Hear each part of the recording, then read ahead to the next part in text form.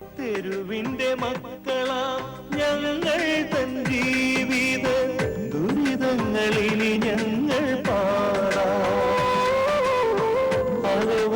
നിറയുവാൻ ഭിക്ഷാടനം ചെയ്ത ചരിതങ്ങളിനി ഞങ്ങളാടാ ജീവിത ചരിതങ്ങളിനി ഞങ്ങളാടാ.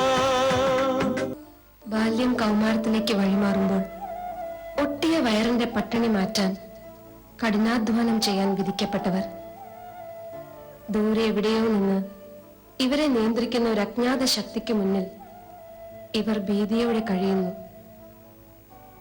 പൂമ്പാറ്റയെ പോലെ പാറിപ്പറന്ന് നടക്കേണ്ട ബാല്യം അഴുക്കുചാലിൽ ഹോമിക്കപ്പെടുന്നു.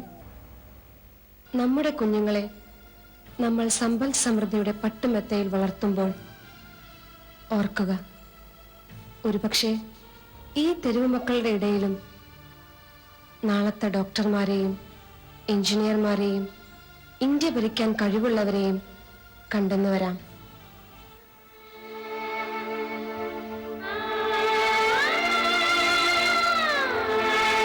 തെരുവ് മക്കളില്ലാത്ത ഒരു ഇന്ത്യ, അതായിരിക്കണം നമ്മുടെ ലക്ഷ്യം.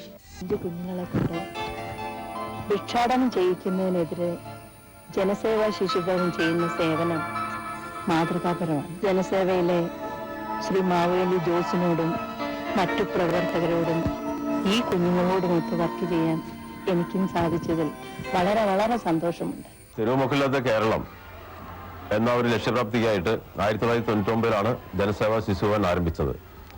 അന്ന് ഈ സംഘടന രൂപീകരിക്കാനായിട്ട് എൻ്റെ മനസ്സിൽ ഒത്തിരി വേദനകൾ ഉണ്ടായിരുന്നു.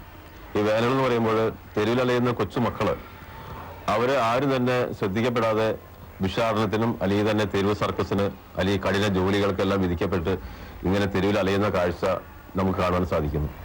ഈ കാഴ്ച കണ്ടിട്ടും നമ്മുടെ സമൂഹം അവരോട് കാര്യമായ ഒരു രക്ഷപ്പെടുത്താൻ വേണ്ടി ആരും തന്നെ മുന്നോട്ട് വരുന്നില്ല. അപ്പോൾ അങ്ങനെ ഒരു അവസരം ഉണ്ടായപ്പോൾ ഇവരെ രക്ഷിക്കുന്നതിന് വേണ്ടിയാണ് ജനസേവാ ശിശുഭവൻ കുറെ സന്മനസ്സുള്ള ആൾക്കാരുടെ കൂട്ടായ്മ കൊണ്ട് ഒരു പ്രത്യേക മതത്തിന്റെയോ രാഷ്ട്രീയത്തിന്റെയോ ഒന്നും പിൻബലമില്ലാതെ എല്ലാവരെയും സഹകരിപ്പിച്ചുകൊണ്ട് 1999 ഈ സ്ഥാപനം ആരംഭിച്ചത്.